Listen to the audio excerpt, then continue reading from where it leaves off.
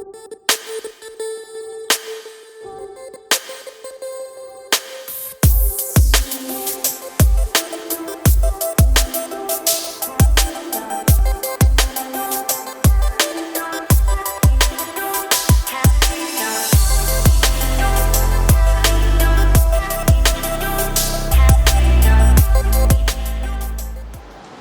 Paper में एक paper तो प्रैक्टिकल रहा, कॉस्ट अकाउंटिंग, बाकी 3 थ्योरी। उसमें से एक आपका रहा what, company law. Company law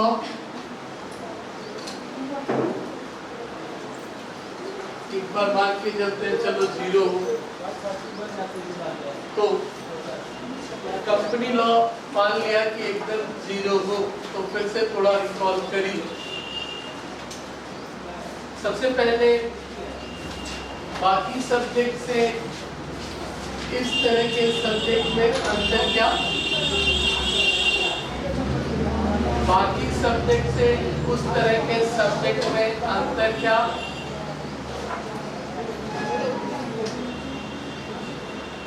सीधे सीधे पढ़ने का तरीका ही बदल जाता है।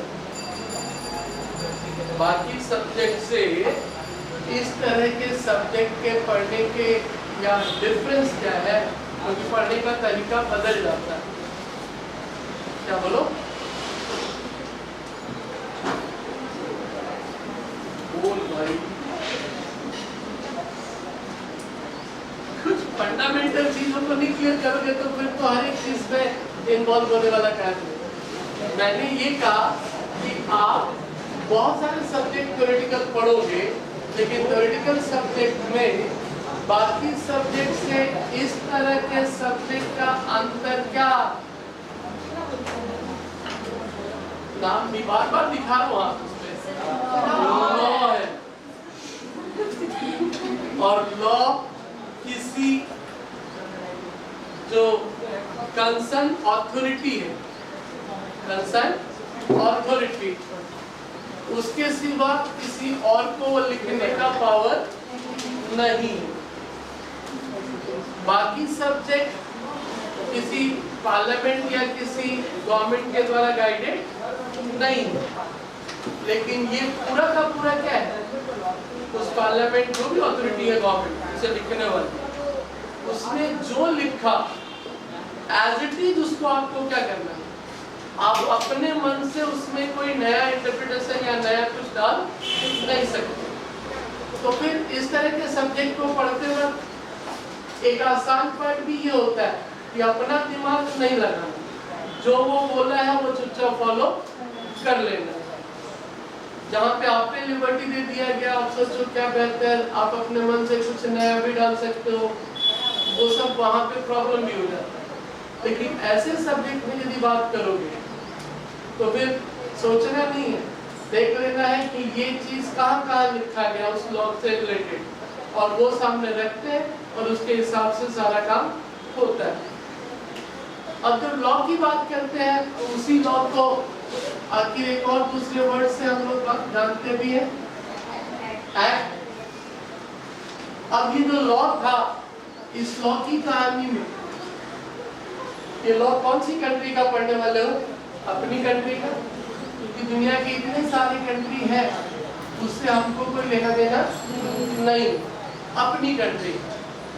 तो वापस से उस थोड़े से शुरू की बात कर रहे थे कि जब ये लॉ आप पढ़ रहे हो अपनी कंट्री का, तो अपनी कंट्री के बारे में भी जानना थोड़ा जरूरी था ना, क्योंकि जो अपना सिस्टम है उसी के हिसाब से ये लिखा गया होगा, एग्जीक्यूट होगा, फॉलो होगा।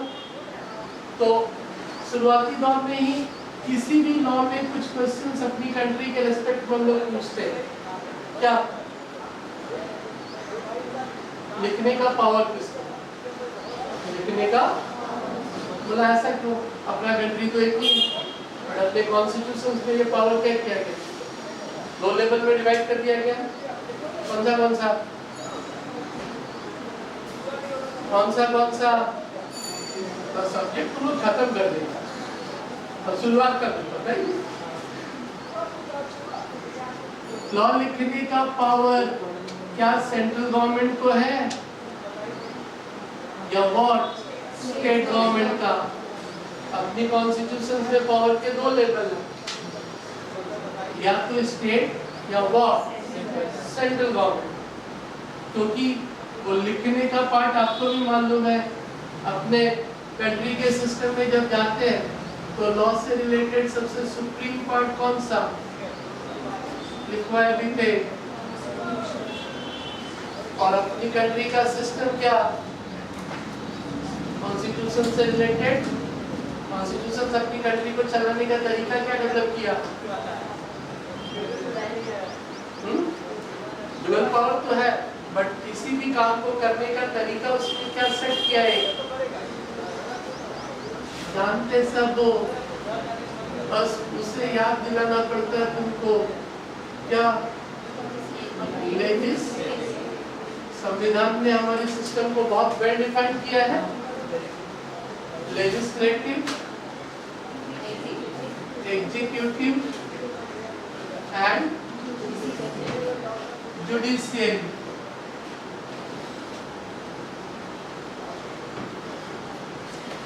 एक वेल डिफाइंड सिस्टम है, तभी चल रहा है, तो वो सिस्टम है। और उसी सिस्टम की यदि बात करोगे तो दो लेवल पे सेंटर, संविधान के उस लिस्ट में यूनियन भी हम लोग इसे कह देते हैं, and this is what state. अब पावर के दो लेवल होने के कारण अब ये लेजिस्लेटिव और एग्जीक्यूटिव तो चलो दो टुकड़े में बढ़ जाता है, जुडिशियरी अपना जो है वो क्या है एज ए होल एक ही, क्योंकि वो उसे पूरा का पूरा अलग कर दिया गया। तो कौन लिखता है लेजिस्लेटिव का काम क्या, लेजिस्लेटिव का काम क्या, उस लॉ से रिलेटेड बनाना, फ्रेम करना, लॉ को फ्रेम करना। अब लॉ को जब फ्रेम करने का पार्ट है, लेजिस्लेटिव का काम ही है टू फ्रेम लॉ। जो भी लॉ पढ़ रहे हो वो लोग फ्रेम किए।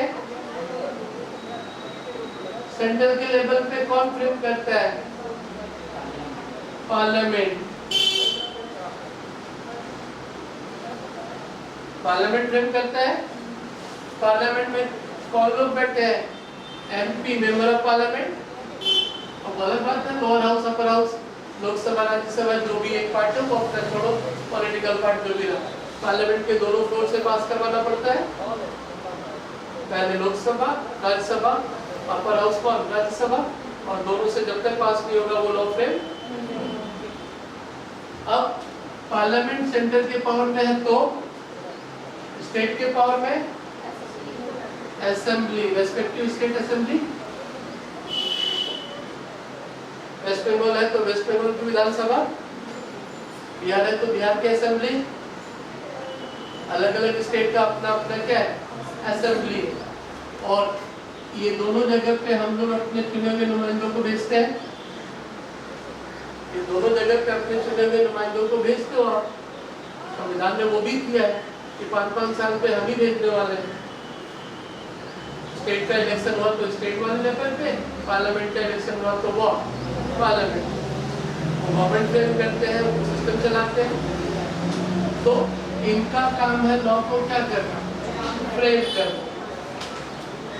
इनका काम क्या है, लॉ को मनवाना, यानी लॉ को एग्जीक्यूट करना। अब ये जो लॉ को एग्जीक्यूट करने वाला पार्ट है, क्या बोलते हैं इस एग्जीक्यूटिव को एक सिंपल भाषा में, सरकारी दफ्तर। आप इसे क्या कह सकते हो, सरकारी। गवर्नमेंट के अलग अलग डिपार्टमेंट है ना, पुलिस डिपार्टमेंट,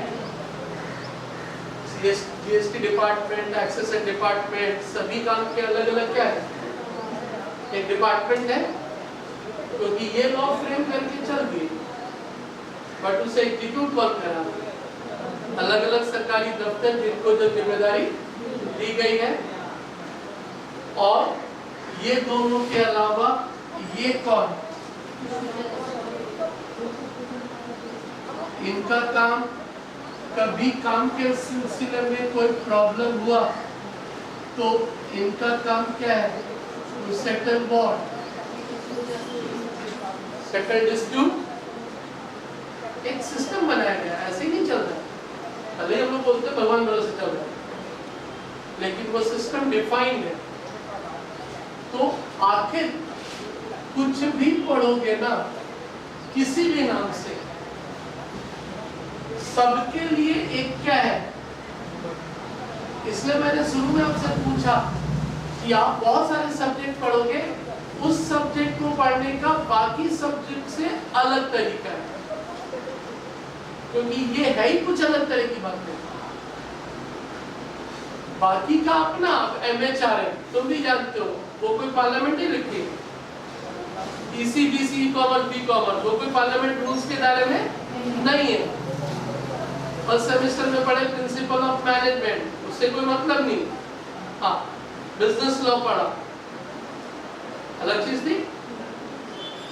इसी तरह आगे भी वैसे ही बहुत सारे सब्जेक्ट पढ़ोगे, और पढ़ते ही पहले ही अपना अटेंशन, पहले ही मेकअप पॉइंट बन जाता, भाई लॉ पढ़ रहे हैं और एक जनरल सब्जेक्ट पढ़ रहे हैं, दोनों में फर्क है। और जब लॉ पढ़ रहे हैं तो बैकग्राउंड में सारा पिक्चर चालू हो जाएगा, कौन बना रहा है, कौन दफ्तर है, कहाँ सेटल करने वाले हैं, ये सारी पिक्चर जल्दी चालू हो जाएगी। तो पहले तुम सब्जेक्ट में जा रहे हो तो सब्जेक्ट से रिलेटेड वही छोटी छोटी बातें, या कोई भी लॉ पढ़ाते वक्त पहला पार्ट यही डिस्कस करना जरूरी हो जाता है। आप ठीक है, कभी आप बोलते हो कि नहीं मुझे तो याद था, बट आप उसे ध्यान भी नहीं रखते, मालूम तो ऑब्वियसली होना चाहिए। अब जब ये अपना सिस्टम है तो अब हमको इसी सिस्टम में इससे रिलेटेड लॉ पढ़ना, दैट इज व्हाट, कंपनी के लॉ से रिलेटेड। और वो उसका नाम सबसे पहले तो, क्योंकि जब लॉ लिखा जाता है तो व्हाट, एक नाम होगा ना, कंपनीज एक्ट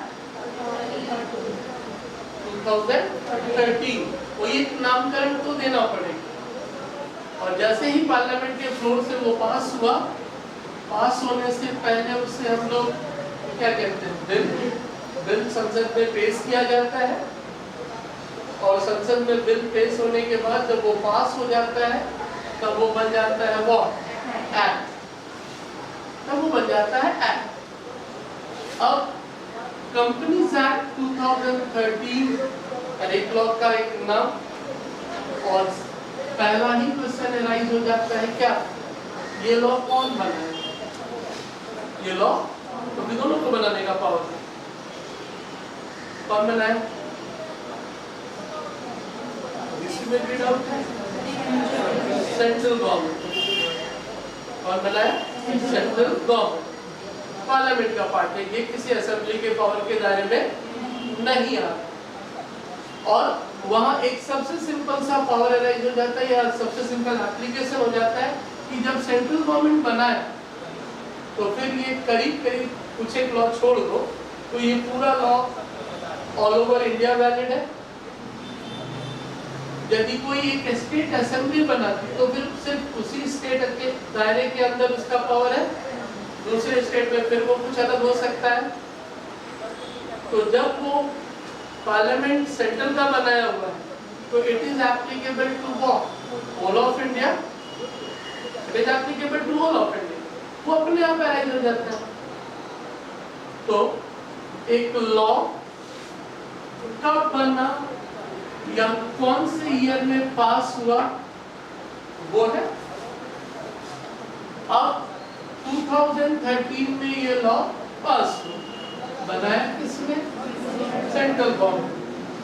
तो कभी कभी आता है कि क्या 2013 के पहले इससे रिलेटेड कोई लॉ नहीं था।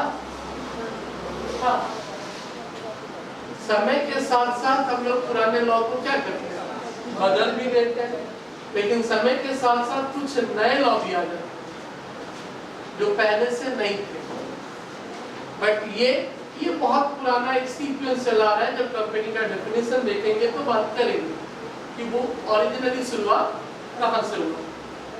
तो जिंदगी में कोई भी लॉ पढ़ोगे एक नाम होगा, contract act 1872, negotiable instrument act 1881, sale of goods act 1930, partnership act 1932, ऐसे ही तो एक एक करके सबका नाम है। अब कौन बना है ये कहानी पहले क्लियर करनी है, तो फिर बात आती है इससे रिलेटेड काम को एग्जीक्यूट कौन कराता है। इससे रिलेटेड काम को सरकारी कौन सा दफ्तर है जो उसे देखता है, क्योंकि उस दफ्तर का एक नाम है। जब सरकार ने अपने काम को सिस्टमेटिक चलाने के लिए सबसे एक अलग अलग क्या किया, नाम दे दिए। इनकम टैक्स का काम देखने के लिए इनकम टैक्स डिपार्टमेंट, अलग अलग नाम है सबके। हेल्थ का काम हेल्थ डिपार्टमेंट। जब आप सरकारी मामले में किसी से बात करते हो तो बात करते हैं ना कि कौन से डिपार्टमेंट में काम करते हैं, वो एक अलग अलग डिपार्टमेंट। कभी बिजनेस स्टडी में पढ़े थे कि सरकारी दफ्तर की कहानी क्या है। एक पब्लिक सेक्टर कंपनी होती है, एक डिपार्टमेंट यानी स्टैट्यूट, एक डिपार्टमेंट अलग से डिपार्टमेंटल पार्ट, और एक स्टैट्यूटरी कॉर्पोरेशन भी है। सरकार भी अपने काम को अलग अलग अंदाज में ऑर्गेनाइज किया, लेकिन सरकार का जो सबसे क्लोज पार्ट है वो है तुम्हारा कौन सा डिपार्टमेंट। इससे दूर वाला पार्ट हो जाता है, दैट इज कॉल्ड, हम लोग इसी नॉ में पढ़ेंगे, स्टैट्यूटरी कंपनी या स्टैट्यूटरी कॉर्पोरेशन। एग्जांपल के तौर पे आरबीआई, एग्जांपल के तौर पे आरबीआई कहने को सरकारी है बट डिपार्टमेंट से थोड़ा दूर है, कंट्रोल उसी के पास। और उससे भी थोड़ा दूर वाला एक पार्ट आ जाता है जिसे गवर्नमेंट कंपनी कहते हैं, पढ़ेंगे, that is sale petroleum corporation limited, वो एक पार्ट। तो सरकारी स्ट्रक्चर भी एक है, बट सरकारी का जो अपना इंटरनल स्ट्रक्चर हो गया, दैट इज व्हाट, डिपार्टमेंट, जिसके द्वारा अपने काम को वो क्या कर रही है, एग्जीक्यूट कर रही है। तो फिर कंपनी के काम को देखने के लिए कौन,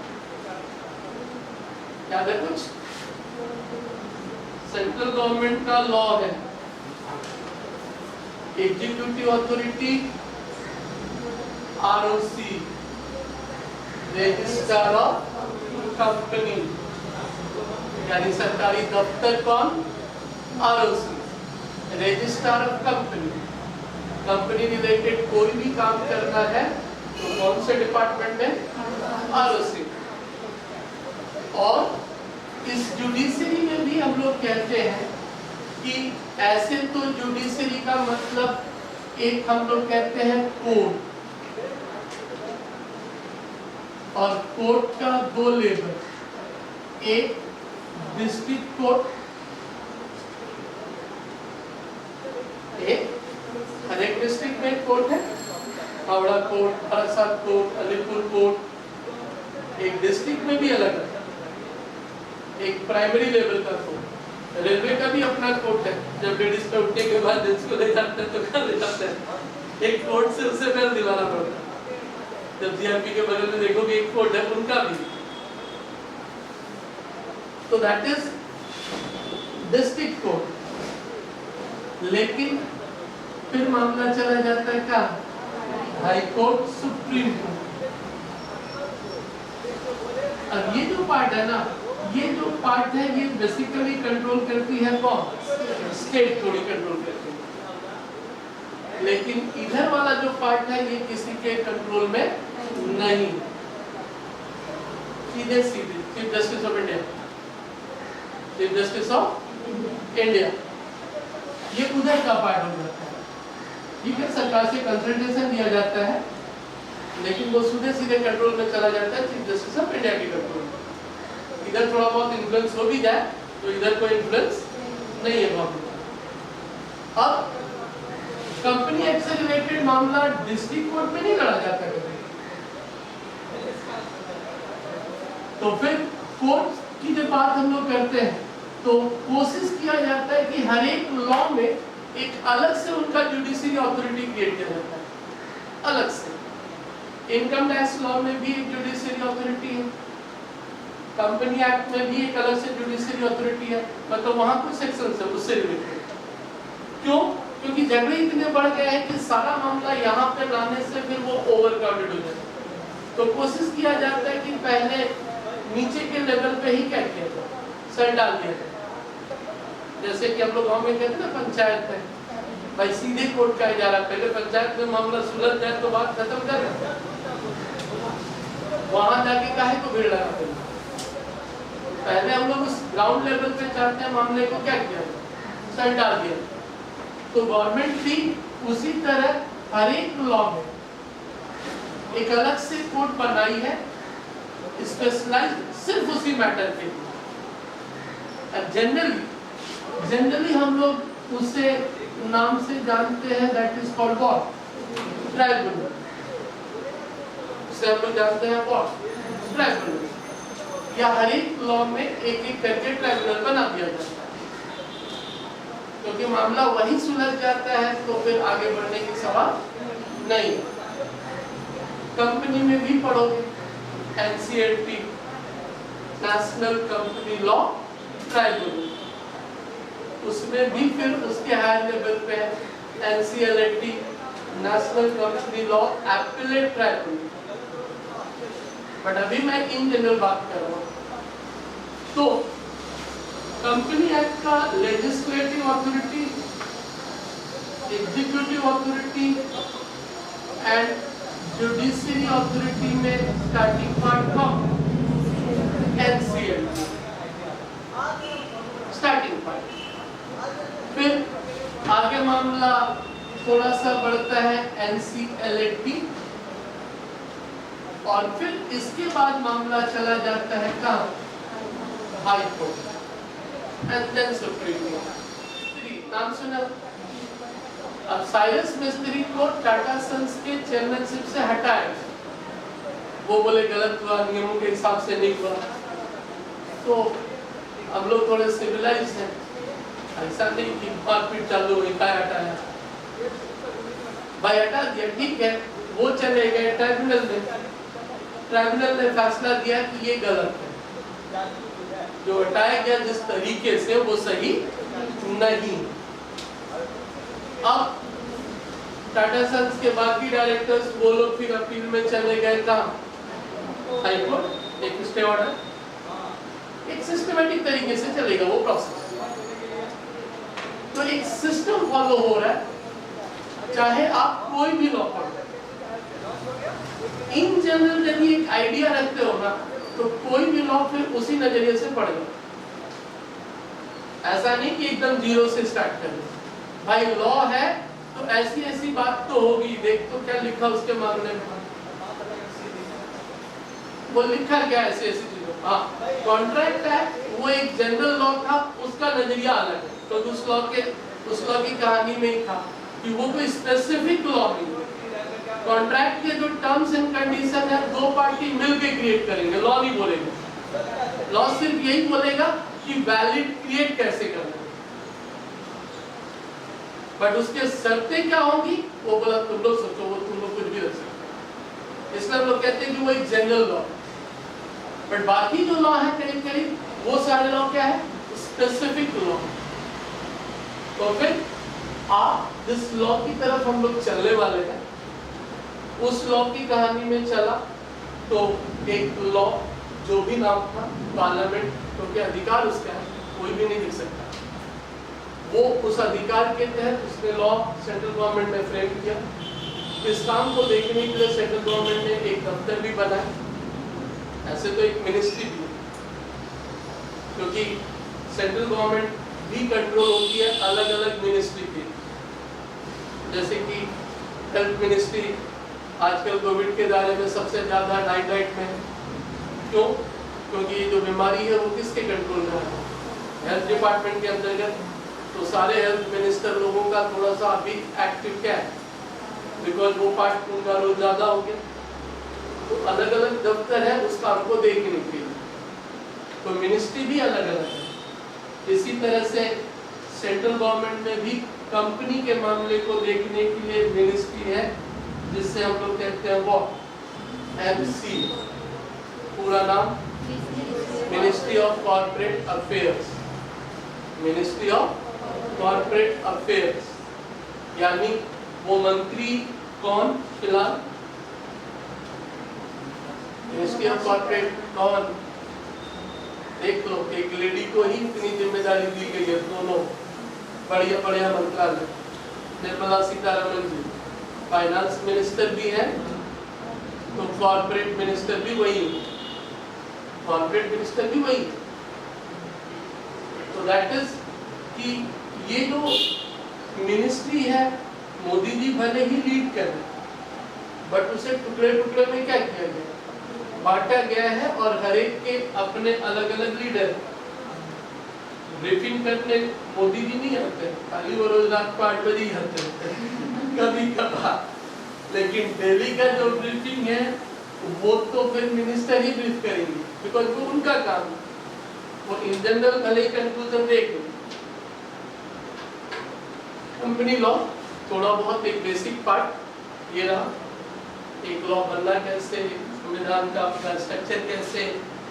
अब चलते हैं कि जब एक कंपनी लॉ या एक्ट की बात करें तो कभी कभी लगता है कि कुछ जानना है कंपनी लॉ के बारे में तो क्या पढ़ना होगा, क्योंकि सब एक ऑथेंटिक डॉक्यूमेंट है। वो डॉक्यूमेंट जिसमें कुछ अलग से या किसी ने भी जोड़ा। कंपनी एक्ट किसके लिए बनाया गया? इन जनरल कंपनी के।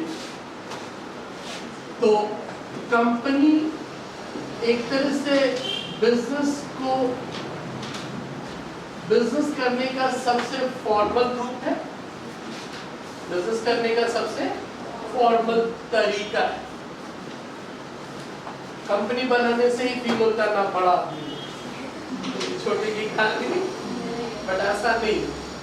बट फिर एक सिस्टमेटिक काम करना है तो व्हाट कंपनी। अब जब ये कंपनी के बारे में बात होती है तो एक कॉमन मैन या तुम भी सोचते हो कि कंपनी के बारे में जानना है सब कुछ, तो क्या पढ़ना जरूरी, क्या पढ़ना जरूरी। तो सबसे पहले मदर पार्ट कौन सा? कंपनीज,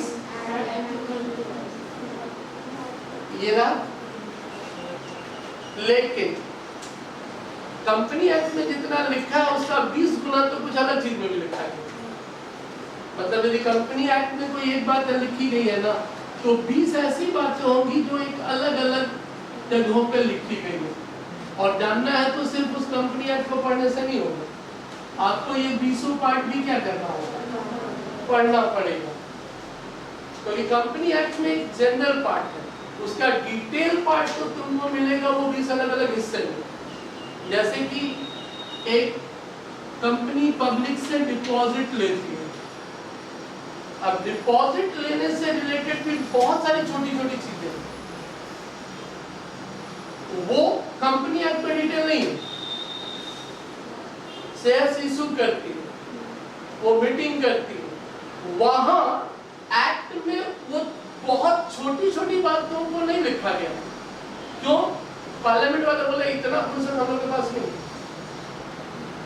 कि हम लोग इतनी छोटी छोटी बातें, वो एक जनरल लिख दिए और फिर एक अथॉरिटी क्रिएट किए, बोले भाई तू इसके अंदर का छोटा छोटा चीज क्या कर, तू अपना खुद लिखो, बस इस दायरे के अंदर लिखना, इस दायरे के बाहर मत जाना, इस दायरे के अंदर लिखना, इस दायरे के बाहर मत जाना।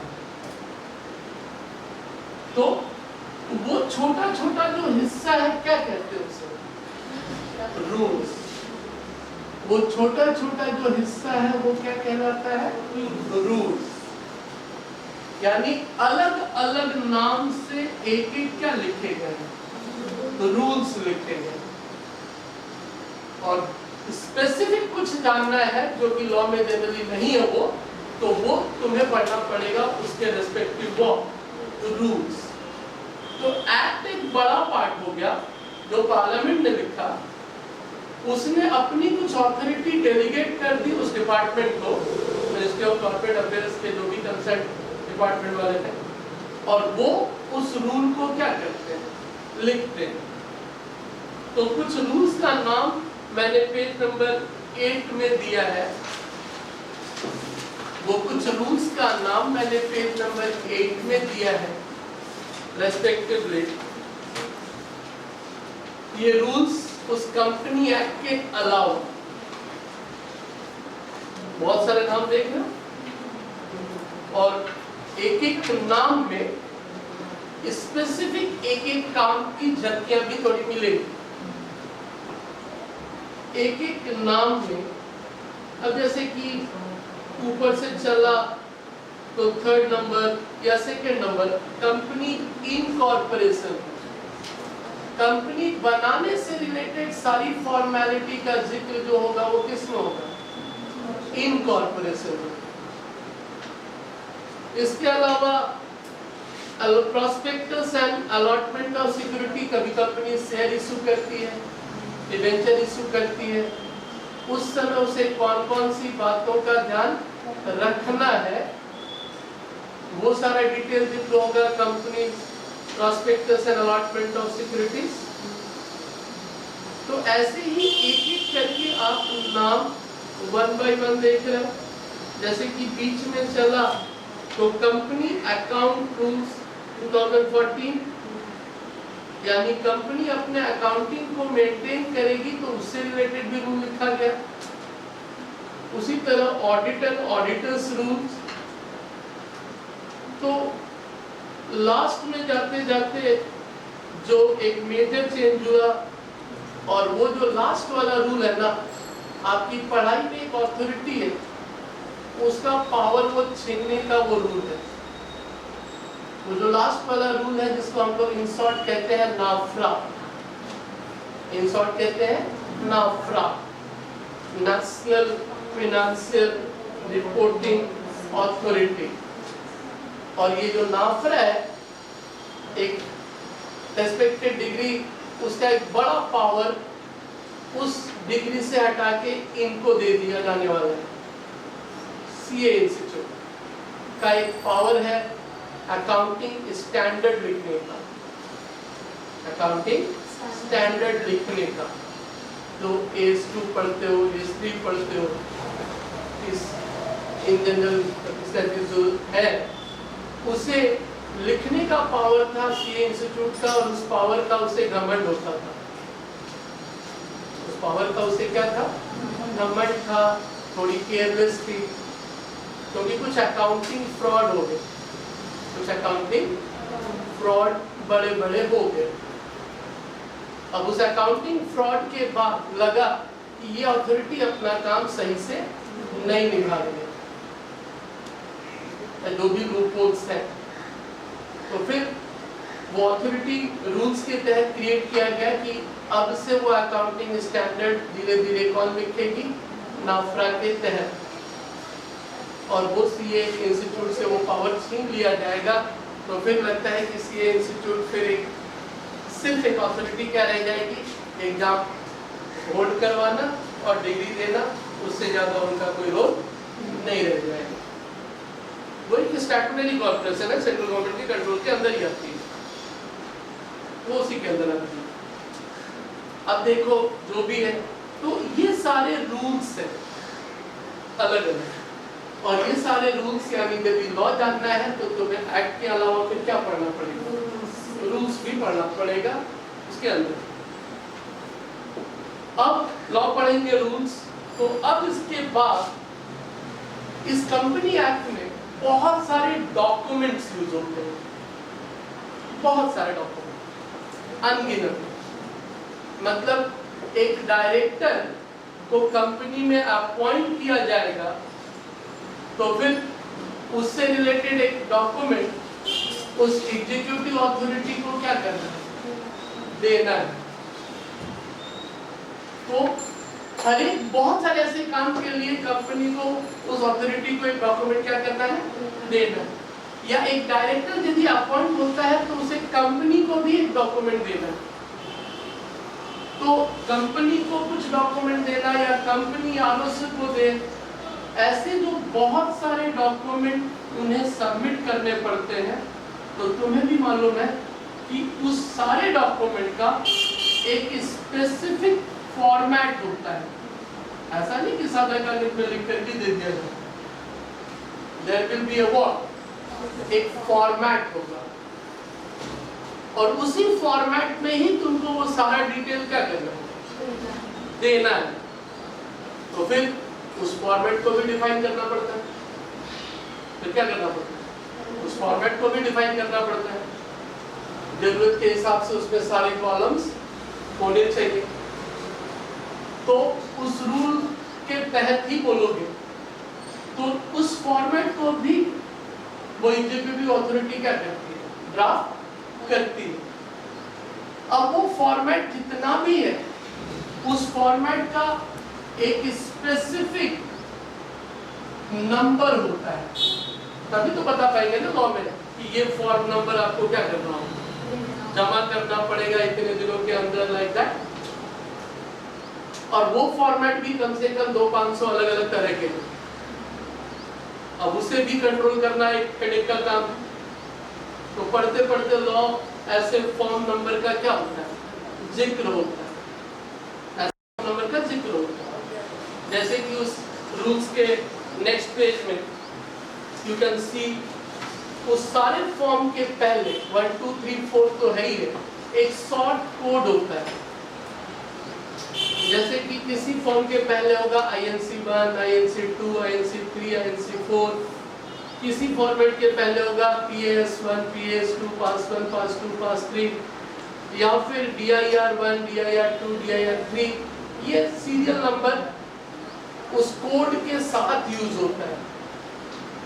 इससे सहूलियत क्या होगी, इससे सहूलियत क्या होगी, और 1 2 3 ऐसे काउंट करते ना तो 400-500 आ जाता है। फिर उसमें आइडेंटिफाई करना मुश्किल हो जाता है कि भाई 123 नंबर किसके लिए, क्योंकि उसमें अलग अलग डिपार्टमेंट के काम है। अब DIR3 आ गया ना, तो DIR सीधे सीधे एहसास दिला देता है कि ये डायरेक्टर से रिलेटेड कोई फॉर्मेट है, ये डायरेक्टर से रिलेटेड कोई फॉर्मेट है। INC एहसास दिला देता है कि ये इनकॉर्पोरेशन से रिलेटेड कोई क्या है, फॉर्मेट है। तो एक एक करके जो देख रहा हूँ, MR मैनेजरियल पर्सनल को लेके, अपने ऑडिट को लेके, एडिटिंग अकाउंट्स को लेके, AOC, तो ये सारे शॉर्ट फॉर्म उस फॉर्मेट को आसान भाषा या आसानी से याद रखने के लिए क्या किए गए, एलोकेट किए गए हैं, सो दैट कि हम लोग इसे आसानी से याद कर पाए, याद रख पाए कि ये फॉर्म जमा हुआ, ये फॉर्म जमा हुआ, ये फॉर्म जमा हुआ। ये कुछ उस तरह की सहूलियत के लिए। तो जब पढ़ोगे या कुछ क्वेश्चंस होंगे कुछ इस तरह के नाम थे, और आप भी जानते हो कि जब अंत में थक गया तो कौन सा वर्ड यूज कर लिया, MSc, यानी व्हाट, मिसलेनियस। बाद में अलग अलग मैटर्स के लिए अलग अलग format, okay. And then at the end, ये तो चलो रूल और उसके अंदर की बात है, लेकिन एक्ट जो पार्ट था, एक्ट में एक सेक्शन से शुरू किया जाना सारा कहानी, लेकिन सेक्शन से शुरू करने के बाद जब वो अंत हुआ तो अंत में और 20-50 पेज भरा हुआ पड़ा होता है। तो बोला भाई ये क्या लिखा है, ये तो सेक्शन में भी नहीं है। तो उसे हम लोग कहते हैं वो शेड्यूल। अब ये शेड्यूल जरूर कहां पे लिखा है, एक्ट में, रूल में नहीं हो। कुछ पार्ट शेड्यूल में डिस्कस, जैसे कि आप अपने 12th के लेवल पे एक शेड्यूल का नाम सुने हो, कंपनी एक्ट से रिलेटेड, कौन सा, शेड्यूल 3, किससे रिलेटेड, शेड्यूल 3 किससे रिलेटेड, फाइनेंशियल स्टेटमेंट को सिंपल भाषा में उसके PL और बैलेंस शीट का फॉर्मेट, सबसे सिंपल भाषा में क्या था वो, PL और बैलेंस शीट आपको किस फॉर्मेट में बनाना है, जिसका जिक्र कहाँ पे है, शेड्यूल 3 में। तो फिर वो लिखा क्या है उसी एक्ट के बाद, और इसलिए हम लोगों को वो फॉर्मेट फॉलो करना पड़ता है, और अपनी मर्जी से उसे ट्विस्ट नहीं कर सकते, अपनी मर्जी से हम उसे ट्विस्ट नहीं कर सकते। तो टोटल नीचे देख रहा हूँ 1 से लेके 7 तक क्या है, शेड्यूल है। 1 से लेके 7 तक शेड्यूल है, 1 by 1, जो जिस मैटर से रिलेटेड है। बट शेड्यूल के अंदर भी क्या है, टेबल और पार्ट। जैसे शेड्यूल 3 में देख लो, तुम्हारी जान पहचान का ही नाम है। शेड्यूल 3 फाइनल अकाउंट, उसके बाद शेड्यूल 3 में पार्ट 1 किसको लेके, बैलेंसिंग, पार्ट 2 किसको लेके, प्रॉफिट एंड लॉस। तो एक तरह से वो भी स्पेसिफिक है। तो आप जिस लॉ को पढ़ने जा रहे हो वो एक बुक इज ऑथेंटिक बुक है, और तुमको यदि शौक है उसे जानने का पूरा, तो फिर तुम्हें पढ़ना क्या पड़ेगा, उसका मेन लॉ, फिर उसी में है शेड्यूल, और उससे कनेक्टेड सारे रूल। जिंदगी में हम लोग कैरियर अपनाते हैं, और कुछ लोग सिर्फ कंपनी के रिलेटेड मामले में ही एक्सपर्ट होते हैं। स्पेशलाइजेशन दुनिया में सभी जगह चलता है, और यदि तुम्हें वो पैशन लगता है तो छोड़ो अकाउंट्स, टैक्स, ये सब साइड रखने दो, सब साइड कर दो। वो यदि पैशन ही आपका है तो लेट इट ऑल साइलेंस, अपने आप को पूरा का पूरा रमा दो उसी में, अपने आप को पूरा का पूरा रमा दो, क्योंकि वो अपने आप में एक बहुत बड़ी दुनिया है, विशाल दुनिया है अपने आप में। यानी जो पढ़ रहे हो उसमें एक ही कैरियर ऑप्शन नहीं है। आपको लगता है और आपको इंटरेस्ट आता है तो यहीं से आप फुल्ली इन्वॉल्व हो जाओ ना। भाई आज से हम कंपनी रिलेटेड मैटर्स के अलावा कोई काम नहीं कर रहे हो, 2-5 साल के बाद लोग फिर ढूंढेंगे ना भाई कंपनी का मामला जाना, चल उसके पास उसको आइडिया होता है ना भाई आँख की बीमारी है, ENT स्पेशलिस्ट, तो हम लोग ढूंढते हैं ना। और किस आधार पे ढूंढते हैं तुम भी जानते हो, भाई उसके पास 20 साल का एक्सपीरियंस है। इसका मतलब ही क्या है, उस मामले में वो 20 साल यदि उसी को घाटा है तो उसको पूरा आइडिया होगा। तो फिर कंपनी रिलेटेड मामले में भी यदि कहीं फंस रहा है इंसान तो क्या करेगा, ऐसे ही बंदे को ढूंढेगा जो सिर्फ उसी मामले में पूरा का पूरा क्या है। या कुछ लोग जनरल काम करते भी हैं, हम लोग उनके पास जाते हैं, और वो यदि अटकते हैं तो वो फिर किसके पास जाते हैं, आप एक चार्टर्ड के पास जाते हैं, बट वो चार्टर्ड जनरली सारा काम देख रहा है, अकाउंट्स भी, टैक्स भी, कंपनी भी। लेकिन जब उसे कंपनी मामले में अड़चन आने लगती है तो वो एक्सपर्ट तो है नहीं, एक जनरल फिजिशियन फिर एक स्पेशलिस्ट के पास तो जाता है ना। तो इसी तरह वो चार्टर्ड अकाउंटेंट भी फिर किसी एक को पकड़ता है जो सिर्फ कंपनी से रिलेटेड मामले में क्या एक्सपर्ट है, वो उससे सलाह लेकर फिर वो बताता है दूसरे को। तो जब भी आपको लगता है कि नहीं मुझे सिर्फ उस एनसी है, बिकॉज इतने सारे डॉक्यूमेंट एंड फॉर्मेलिटी है कि वो अपने आप में बहुत बड़ा पार्ट हो अपने। सो जिस कंपनी लॉ को आप पढ़ने जा रहे हो, सबसे पहले तो कहानी यही था कि वो लॉ के बारे में एक जनरल पार्ट, लॉ पढ़ेंगे, लॉ जब पढ़ेंगे तो ऐसी ही बातों का तुम्हें बार बार क्या होने वाला है, मुझे होने वाला है। MCQ है तो तुम्हें भी मालूम है कि छोटी छोटी बातों का ध्यान रखना है, बिकॉज डिस्क्रिप्टिव है नहीं कि जनरल पढ़ना है, डिस्क्रिप्टिव है नहीं कि आपको जनरल पढ़ना है, आपको हर एक छोटी छोटी बातों का ध्यान रखना है। मीटिंग कितने होंगे, 4 होंगे, 5 होंगे, कितने दिनों के अंतर होंगे, तो MCQ का मतलब ही भैया इसमें कौन सा फॉर्म नंबर जाएगा, ये कौन से सेक्शन में जिक्र है। तो ये रहा फर्स्ट पार्ट कंपनी लॉ के बैकग्राउंड की कहानी में। अब आते हैं कंपनी लॉ जो पढ़ेंगे, ऐसे तो टोटल 5 हिस्से में आपको ये दिया गया है, 5 अलग अलग हिस्से में कंपनी लॉ बताने की वो कोशिश करेंगे। आप बहुत इन शॉर्ट आपको वो बताने वाले हैं, क्योंकि वो पहले कहा कि बहुत बड़ी दुनिया है, इन शॉर्ट ही आपको बताया जाएगा। और आपका इंटरेस्ट यदि है तो फिर आप इन डिटेल पढ़ो, लेकिन आपको यदि अपने ही सब्जेक्ट के पॉइंट ऑफ व्यू से पढ़ना है तो उस पूरे सिस्टम का 10% भी बहुत है आपके लिए, 10% भी बहुत है। अब आ जाओ कंपनी को लेके कुछ जनरल कहानी कभी अकाउंट्स में भी इशू ऑफ शेयर में बताए। अभी वही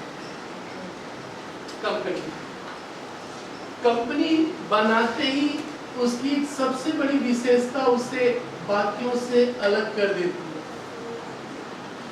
सबसे बड़ी विशेषता, और वो बाकियों से अलग करती है और बहुत सारी बातें सिर्फ उसी से रिलेटेड। और उसकी सबसे बड़ी विशेषता क्या है? सेपरेट लीगल एंटिटी, सबसे बड़ी विशेषता है। बिकॉज पार्टनरशिप को ये फीचर्स नहीं मिला, प्रोप्राइटरशिप को भी ये विशेषता नहीं मिली, ना पार्टनरशिप को मिला ना प्रोप्राइटरशिप को मिला। ये विशेषता यदि मिली तो सिर्फ किसको मिली? कंपनी। और अभी तो चलो एलएलपी है, इसके अलावा जो दूसरी बड़ी विशेषता थी, जो कि एक प्रिविलेज जिसे हम लोग कह सकते दिया गया, that is what? Limited liability. बाकी सब इसी नाम से कनेक्टेड, बाकी जो भी फीचर्स है इसी दो नाम का एक्सटेंशन फॉर्मेट है। परपेचुअल सक्सेसर, सेपरेट लीगली उसे क्या दे दिया? Perpetual successor. तुम्हारा कॉमन सी कौन दिया उसे? मैंने तभी ना, यानी इस दो नाम का बाकी सब एक्सटेंशन, ये दो नाम का ही बाकी सब एक्सटेंशन। तो एक कंपनी क्रिएट करते ही क्या मिला? ये स्पेशल प्रिविलेज मिला। अब एक कंपनी बनाना मतलब तुमने गवर्नमेंट को क्या बोला? तुमने गवर्नमेंट को क्या बोला? सर मुझे एक सेपरेट लीगल पहचान दीजिए ना। दूसरा तुमने कंपनी से क्या मांगा फेवर गवर्नमेंट से?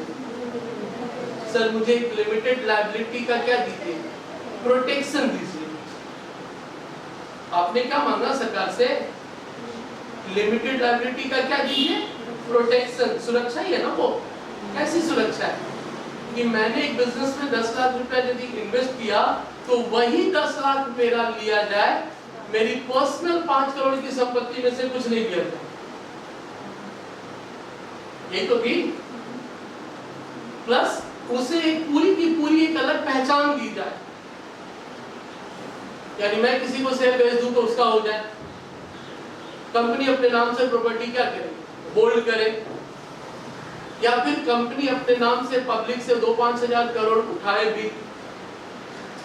कंपनी बनाए तो एक पब्लिक मनी का भी एक्सेस हो गया ना, कि पब्लिक से हम 2-5 हजार करोड़ रुपया चाहे तो क्या कर सकते हैं? ले सकते हैं। ये भी तुमने उससे फेवर मांगा, क्योंकि प्रोप्राइटरशिप और पार्टनरशिप के तौर पे आप वो मांग नहीं सकते। तो तुमने एक तरह से बहुत सारा फेवर मांगा, प्रोटेक्शन मांगा। तो गवर्नमेंट क्या बोलती है? सब देंगे तेरे, लेकिन मेरी सारी बातें तुझे माननी पड़ेगी। गवर्नमेंट क्या बोलती है फिर? हम तुझे ये दिए, हम तुझे ये दिए, लेकिन तुझे करना क्या पड़ेगा? तुझे क्या करना पड़ेगा? इसमें जितना कुछ लिखा हूं, जितना कुछ यहां लिखा हूं, जितना कुछ यहां लिखा हूं, मानेगा तो देंगे, मानेगा तो देंगे, और नहीं माना तो उसी में लिखा हूं जेल में भी डाल देंगे। नहीं माना तो उसी में लिखा हूं कि जेल में भी डाल देंगे।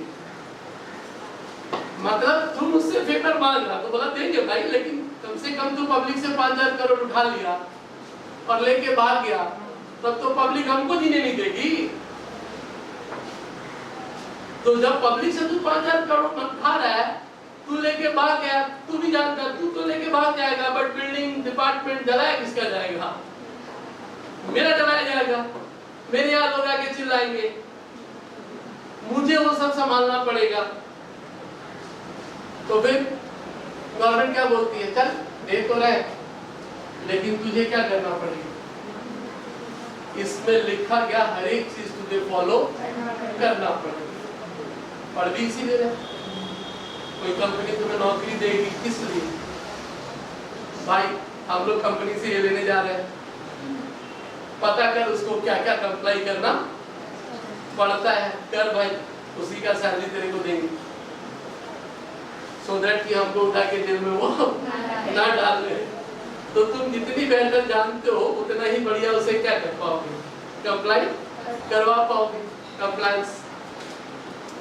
So that is the part. बहुत सिंपल सा जो वर्ड मैंने कहा कि ये आपको चाहिए तो इसे पूरा मानना पड़ेगा, इसे पूरा मानना पड़ेगा। अब 1 by 1 जब आप ये चाहिए तो आपने देखा था कि कंपनी में एक आर्टिफिशियल लीगल एंटिटी दिया गया जिसको आर्टिफिशियल पर्सन भी बोल देते हो। अब ये बेजान आत्मा है, आर्टिफिशियल है ना, वो एक नेचुरल है भाई। हम लोग श्वास ले रहे हैं, खाना खा रहे हैं, बट ये क्या है? ये तो बिना हवा पर निकलता है। कुछ फैसला लेना है तो मेरा दिमाग सोच रहा है, वो कहां से सोचे? तो कोई तो तरीका होगा, कोई तो तरीका होगा। तो जैसे ही तुमने क्रिएट किया एक कंपनी, उसके अंदर एक तरह से एक आर्टिफिशियल पर्सन क्रिएट किया, तो बात होती है कि उस कंपनी एक्ट में जो कुछ जिक्र है वो कहां से लेके, क्रिएशन से लेके, that is called what? Binding. मतलब तुम भी जानता है शुरुआत जन्म से और खत्म किससे? मृत्यु से ना। तो इस बीच में तो बहुत सारा कहानी चलेगा, इस बीच में बहुत सारा कहानी क्या होगा। तो उस पूरे लॉ में कहानी यहां से भी शुरू है, और आर्टिफिशियल हो, अपने आप से कुछ हो नहीं सकता, तो सबको लिखना क्या हो जाता है? जरूरी हो जाता है। सब कुछ लिखना जरूरी हो जाता है, क्योंकि वो है क्या? ये लिखना जरूरी हो जाता। कब तू मीटिंग करेगा, कितना मीटिंग करेगा, कितने लोग होने जरूरी है, मीटिंग में तू बिहेव कैसे करेगा। आर्टिफिशियल नहीं लिखेगा तो फिर लोग अपने मन से बिहेव करके क्या बोलेंगे? तुम कहां लिखते थे कि ऐसा नहीं करना है? सिंपल एक बात बोलेंगे। कुछ भी करने के बाद सीधे सीधे सरकार को क्या बोलेंगे? आप कहीं नहीं लिखो कि ऐसा नहीं करना, क्या ऐसा ही करना है। लोग ऐसे भी जानते हो दूसरों को दोष देने में क्या है, वो सरकार को सीधे सीधे दोष होते हैं। सर हमने ऐसा किया, सरकार को ऐसा क्यों किया, तो तुम सीधा बोलोगे आप कहां लिखते हो?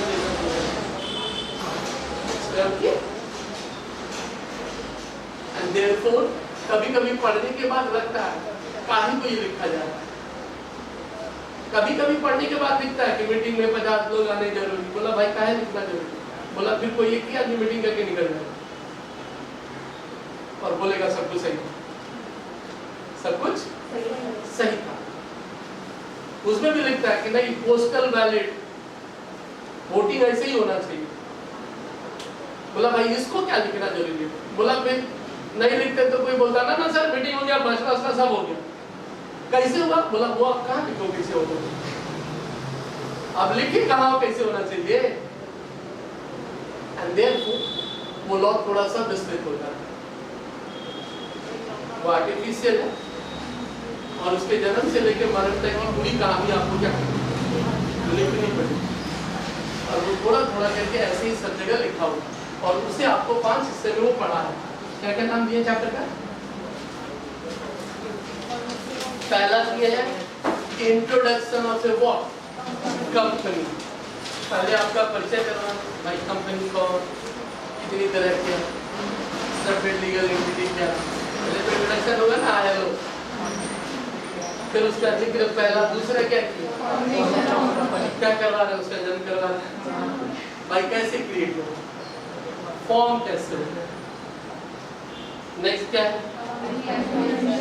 चलेगा कैसे, संभालने वाले लोग को, संभालने वाले लोग को।